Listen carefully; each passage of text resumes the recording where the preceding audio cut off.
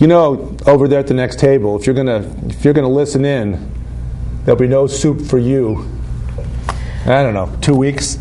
No soup for you, 2 weeks. Right. No progressive soup. So if you listen in, that's the punishment. That's your penalty. Welcome to Progressive Soup. My name is David Stevenson. Co-host Emily Volpintesta. Hello. Michael Tuohey, who has a show on Comcast, Expose Cinema, where he talks about a lot of things that he and a lot of people find bothersome going on, injustices that are done to individuals and to groups, and just keeping tabs on things that a lot of shows don't pay enough attention to, especially in the era of sound bites and 2-minute discussions, where all you can do is have each opposing side scream at each other a little bit and call each other a couple names and on to the next subject. Well, that's news this day. That is news, unfortunately. That's the way it's gone, but not here on Progressive Soup. We have good soup, sort of. Progressive soup. And good discussion. So, Michael Tuohey, who are you? And what got you started doing this show? Basically, I might have said this the last show that we did, right. But this show started, Expose Cinema, about mid or late 2007 into 2008, largely out of my problems that I had with kind of Bush-era politics, and now into Obama-era politics, which largely, essentially, are the same. It's just kind of rearranging the deck chairs on the Titanic more than actually substantially doing anything. So you might actually have a different way of getting to the same end, so to speak. Yeah. So it's still more government. It's just more government in a different way to look at it, pretty much. So you define yourself, if it's fair to define yourself, as sort of a libertarian? I'm a registered Republican, but I'm far more libertarian than anything. Yeah. Okay, fair enough. And the only reason I'm a registered Republican is if you're a libertarian or you're a third-party candidate in this state, you largely have no voice until you get to the ballot box. Yep. Because there's no Libertarian or Green or Reform Party conventions. So the only way and the two-party system that we have I know in this state are closed conventions. Yep. So you can only vote in those. So if you don't like somebody or want to try to keep somebody that you distrust from getting the nomination in a certain party, you have to be a member of that party. I forget what the rules are, how long you have to be in a party before then. Some states you can be a member like right then, but some states it's like a couple of months or a year or something. But to vote in primaries, and right, exactly. A state that goes the other direction as far as that is one of them is New Hampshire, where people every 4 years, if you have an incumbent president that's assured the nomination, regardless of the party they're from, then you'll have a primary for the other party.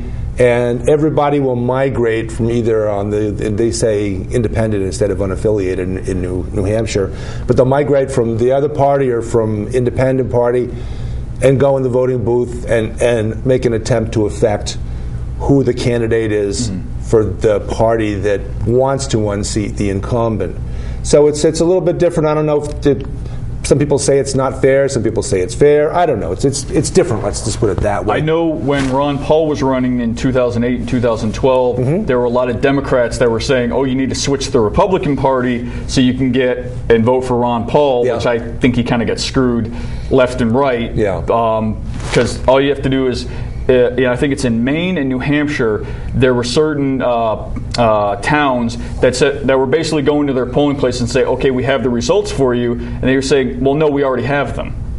And they were basically, and then they were looking at the tabulations, and basically there was a few territories in Maine that basically said nobody voted in that entire area. So basically, that might have swung 2 or 3 states to Ron Paul more than some of the other candidates.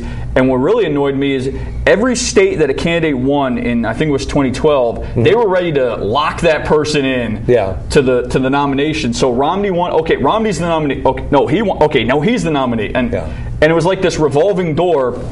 And I think it was a couple of states where Ron Paul came in like second or third, and they were saying Romney, and then a few other people, and then like Huntsman, but Huntsman was behind Ron Paul, so they skipped Ron Paul completely just to talk about Huntsman, who had like 4% or something like that, and Ron Paul had like 12% or something like that. Yeah, and Huntsman described himself. He said he knew he had no chance of getting the nomination because he was far too moderate, in his own words. But I was up in New Hampshire in 2008, and I saw how Ron Paul got locked out of the Republican debate the same way that Dennis Kucinich got locked out of the Democratic Party debate. Kucinich was my guy until he was out of the race, which was fairly quick. And it's tough in America with only two parties. I'm sure that's something that a lot of people feel. A country like Israel has like 20 different political parties that are viable parties. Italy too. And then they form government. They form coalition governments. So they work with each other on things that they agree on, and they don't work with the other guy. They work with the other guy on things that they agree on, and it gives a much better representation of folks that aren't mainstream corporate Democrats or Republicans. And then you have a prime minister. Aren't there representatives from each party? I mean, that at least they have a voice. They have some. I think every party has some representation, which is unlike the United States.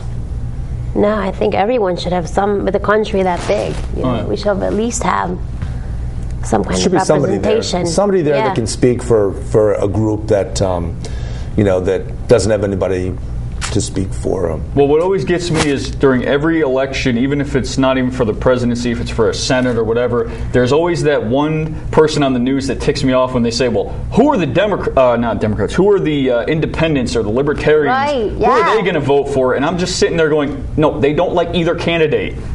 But apparently there's a lot of people that still feel like I have to vote for the Democrat or the Republican because if I don't, then I'm just throwing my vote away, which is wrong. It's basically like saying, okay, do you want Coke or do you want Pepsi? The lesser of two evils are. But then you could say, well, validity for that. But I want water. No, you have to drink either Coke or Pepsi. Exactly. But so we talked about some things in our first show. A lot of things we didn't talk about. You wanted to bring up the comparison of Florida with two stand your ground crimes that went through the court system in a very different fashion, one from the other. The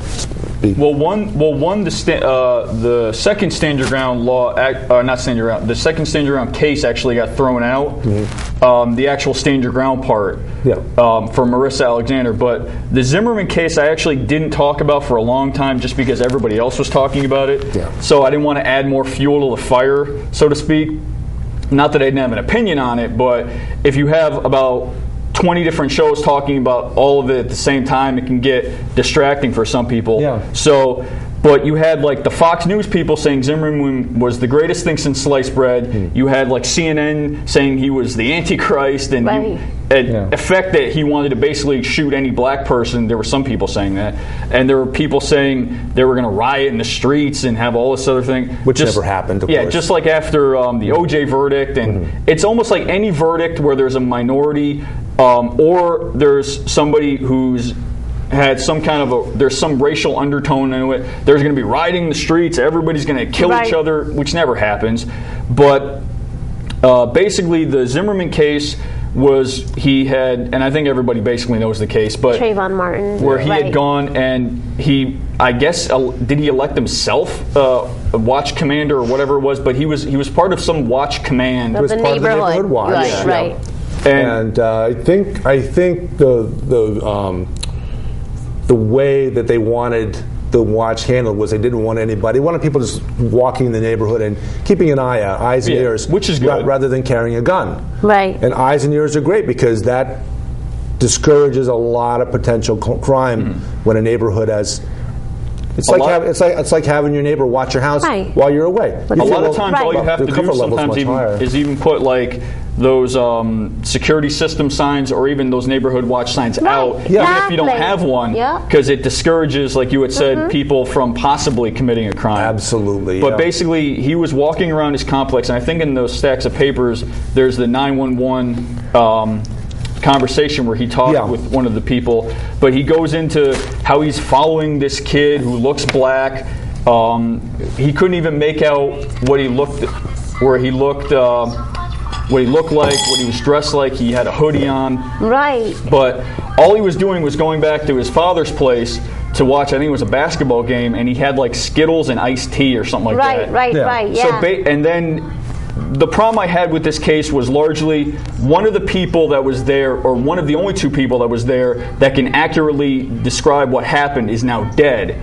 So you can't get an accurate representation of what happened because one person's going to say something that's going to make himself look good, and he's not going to say something that's going to throw him in jail. Right. There were no eyewitnesses that saw close enough. Yeah. So even if he did get the upper hand on Zimmerman, he's now dead, so he can't talk about what happened. Yeah. If he got wounded. Okay, Trayvon Martin, you're saying. Yes. Okay, if Trayvon Martin had just gotten kind of wounded or got shot in the leg or something, he might have been, or he would have been able to say, okay, this is what happened. He was following me. I think he even called 911 at one point and said there was some guy following him. But the second case was Marissa Alexander's, who was over the years beaten by her abusive husband. She was 33, I think, and I think she had 2 little girls. But she had a restraining order on her ex-husband at the time, and so he had repeatedly broken the restraining order. But again, because of the fact that the cops didn't see him breaking the restraining order, she couldn't say, or she couldn't have the cops go out and actively arrest him. Because they didn't see him physically do it. Right. And I guess the theory is that she has a reason to lie because, well, I guess in theory that she has a reason to lie because she doesn't love her husband, or she wants to possibly have something happen to him, or what have you. I guess that's the theory in it. Or the legal theory, I should say. But in effect, he ended up breaking the restraining order again and was breaking into the home that she had with her little girls. So she had trained and gotten a concealed carry permit legally and had a gun that she owned legally that she knew how to use.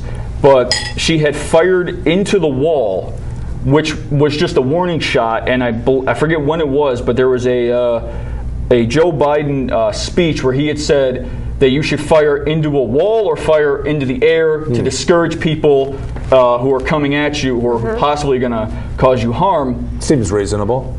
Yeah, but the problem is because he got some minuscule injury or some possible injury, and because a gun was involved that she fired, she got arrested because of it and was sentenced, and throughout the trial got sentenced to 20 years in prison because, well, I think partly in tune because the judge misstepped or overstepped his bounds by saying that it was her job to prove that her husband was abusive to her and possibly threatening to her and her kids, rather than the state having to prove that she was guilty beyond a reasonable doubt.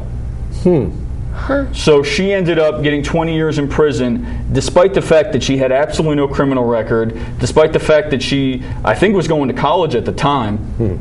So despite all of that and the multiple restraining orders that she had, she ended up going to prison, and that case actually got thrown out. I forget the exact reason why that case got thrown out, but it got thrown out, and now she's possibly facing up to 3 times that because of some other legal loophole, and the prosecutors in that case are defending the sentence, or were defending the sentence of this woman, which is mind-boggling to me. Is it possible that, I know in the case of Trayvon Martin and George Zimmerman, they basically both belonged, they both were members of families right in the neighborhood. Right. And were they the same age? Kind of. No, I think Zimmerman he was 16 or 17, and he was like in his 30s. I think. Yeah, they were both young people. And was there an altercation that happened? Well, Zimmerman, from what I remember of the court case, claims that he was following him, that Trayvon was like looking into homes, he was looking into cars, so he was looking shifty and he didn't know who he was, and so he followed him, and in there it says, okay, do you have a good eye on him? And he tells him where he is, and he says, okay, don't follow him. The 911 operator tells him that, but he keeps following him, and he has a loaded gun with him. for whatever reason. I guess for his own safety, quote unquote. But basically, he didn't, in his words, that Trayvon Martin in some way had an altercation with him, got the upper hand, so he had to defend himself and ended up shooting him. Okay. But what's mind-boggling to me is later on, after he got acquitted, he ended up getting the gun back that he shot Trayvon Martin with. Yeah. So he got the same gun that he shot Trayvon Martin with back. Because he got acquitted, so it was legally his. Yeah, that seems, and under those circumstances, reasonable. But I've heard a lot of people that talk about the two families as being very average American families. Yeah. Nothing special about either one of them. Nothing that would make anyone think that George Zimmerman was a racist. Nothing to make anybody think that Trayvon Martin was a young hood. Right. Just two guys that came across one another, and the thought being that what's at fault here is a law called the Stand Your Ground law, which allows anyone to defend themselves if they feel like they're in danger to use deadly force, and that's that's why, like I was talking about before, Trayvon Martin isn't alive to give his side of the case, so there's nobody to counteract what George Zimmerman was saying. So I think that's one of the reasons that he got acquitted, was effectively because, well, nobody knows quite what happened at that night. Yeah. Right. Yeah. It's almost like the Amanda Knox and the Meredith Kercher in Perugia in Italy. Like, if the girl who got married could come back, I mean, no one really knows what happened. But we're forgetting someone's died. You know, it's very true. But no one can come. People can't come back and defend themselves. Yeah. A tragedy that has no clear resolution either way. I mean, and like you were saying, I don't think he was an outwardly racist person. I think it's just that anytime, and I hate to put it in like terms like this, but I think that anytime, like I said, that there's a minority or that there's the possibility of like a racist or possible racist undertone, there are some people that just come out of the woodwork that are overly sensitive and that they just immediately expect the worst in people rather than expecting the best in people. So then they stir the pot, and then that fear gets into other people, and it just spreads more than it should. That became the two potential outcomes of the discussion, this shouting match, which happened over the airwaves in little minute, 2-minute bites. Was it either one side saying Zimmerman's a racist, and the other side saying Trayvon Martin's a young criminal? Matter of fact, some people even put pictures of Trayvon Martin up on websites. They weren't even him. It was a much older, much tougher looking guy, and purporting that person was. It was something like he had like his pants down or something like. I think I saw the And something like they showed like a picture of him that said something like "saved 2 people in a car accident" or something like that. Yeah. And then there was the next one that said like Hood or something that thinks he's a gangster or something like that. Yeah. But it ended up being some completely different person. So it had to be one thing or the other instead of the middle ground where it's just two guys that ran into each other, and because of two things, because Florida has this Stand Your Ground law, which allows these things to happen, and combined with the fact that a young guy has a gun in his hand and is not thinking, is not listening to the 911 dispatcher, not because he's racist, but because he's probably seen Cops, 1,000 episodes of Cops, and he knows what's going to go down. And so he prepares himself for the worst. Well, I think it even says in there, and I think that's why people think he's racist, where I think near the end it says like something like, these people always get away with this, or they, meaning, I guess, black people in this instance. So I guess that's what some people were gearing towards it being racist. Yeah. But nobody knows what's in the hearts of either one of the two people involved in it. Or in fact, if either one of them is guilty of anything other than it's just the series getting caught of dumb mistakes, basically. A series of dumb mistakes that took place. And again, I'll go back and I'll blame that law because I understand the castle doctrine where a person's got the right that if someone's invading their home, if somebody's coming in through the door, through the window, you can defend your house, somebody coming in. Right.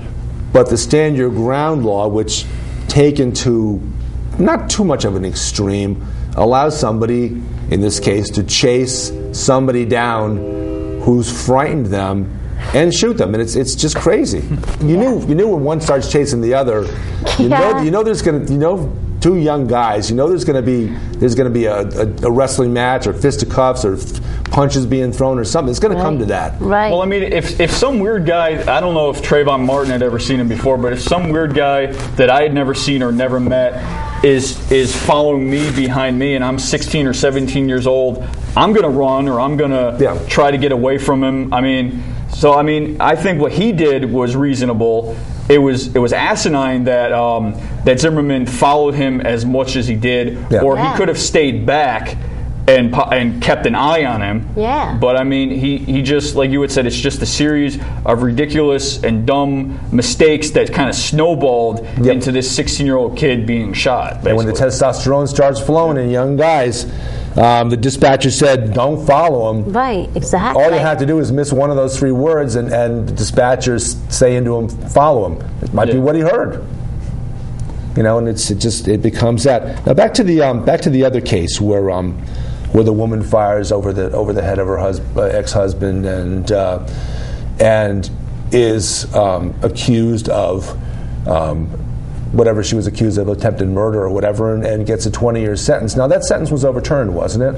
That was overturned. Again, it might be in the paperwork there, but I forget exactly the technicality that got it overturned. Yeah.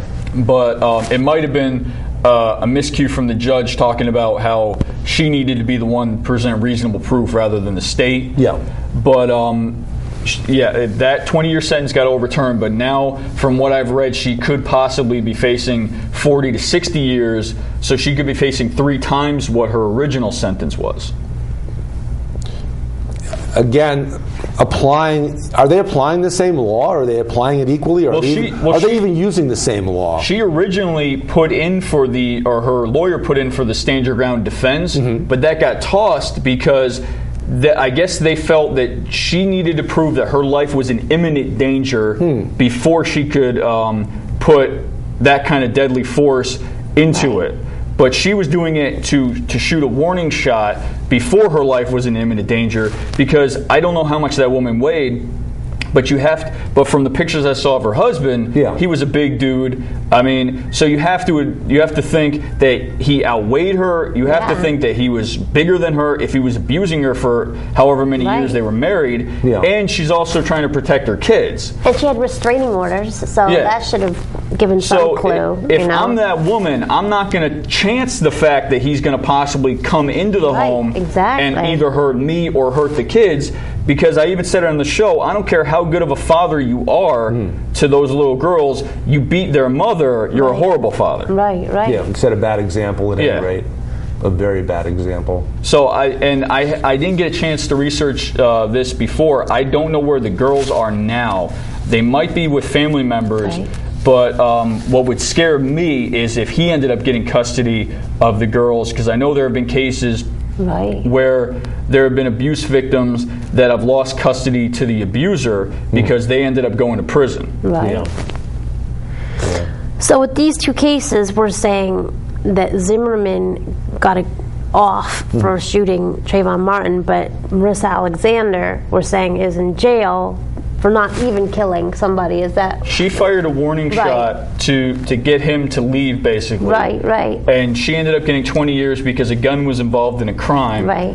And I think it's the 1025 to life, I think it's called, something like that, where if a gun's used in a crime, it's an immediate mandatory sentence of 20 years. And that's what ended up getting her. So if there wasn't that law there, she might have gotten she shouldn't be in jail anyway, but she might have gotten a much more lenient sentence from the judge. But because there's that mandatory sentence, that there's that immediate stopgap that, now it's 20 years. Right. So we're comparing these 2 cases because they're unfair. They both were stand your ground laws, and she tried to use the stand your ground defense that Zimmerman had used. Got it. So that's basically the 2 link in the case. Both in the state of Florida. So why did one get off and one didn't? Or why did they get, I mean, there's a multitude. Again, there's people saying it's because she's black and Zimmerman's white. There's people saying, well, she fired a gun and she fired at him. And again, that there's more witnesses. So, I mean, there's a myriad of different reasons. And, I mean, anybody can come up with a reason as to why. I mean, I doubt the judge is going to come up and say, "This, I did it because she's black," or "I did it because of this." So, I mean, it's hard to pinpoint why. But I guess because that's my problem with some of these mandatory sentencing laws, where if one thing happens, it's an immediate thing. So that doesn't seem right. Although, I mean, unfortunately, Americans, we do have the reputation of being racist, you know, and even being in Europe. And more so violent. Compare murder rates, particularly gun murder rates in America to other countries where they have stricter laws and maybe cooler heads prevail. Maybe it's just having a gun in a situation like with George Zimmerman. You know, you've got a gun, and you shoot first and think afterwards, and there's a lot of danger in that. Well, I will say there are many cases where just having a gun has saved lives. Preventing a crime. Yeah, where a guy has come into like a shopping mall or something, and you don't need to even fire a shot, because a lot of people that will go into a crowded shopping mall or something are cowards largely. So if they're presented with somebody that might pose another force to them, they're going to go out and shoot themselves rather than go out and continue to shoot. I guess that might have happened with, I was thinking about the guy in Newtown. He ended up shooting, but no one shot him. Well, a lot of them, they go into schools or they go into shopping malls that purposely are gun-free zones. Largely because there's no resistance to them if they have a gun or if they have a weapon. You think that's what happened in San Diego? We're going to wrap the show up, and we'll come back and we'll do another one. But quick question, Mike. Do you think that video games have any effect on, I think it's particularly young males that do a lot of video game playing? No, I mean, can they set? Is it because I remember growing up and I had a friend who lived down the street from me, and we would watch this cartoon, and he could not comprehend that it was a cartoon. He thought of it as being real life. We're going to come back. We're going to do another show and pick up there. And this has been Progressive Soup. I'm David Stevenson, and guys at the next table, just wait a minute. We'll be back. All right. Thanks. Bye. Bye. Oh, David Stevenson, Emily Volpintesta.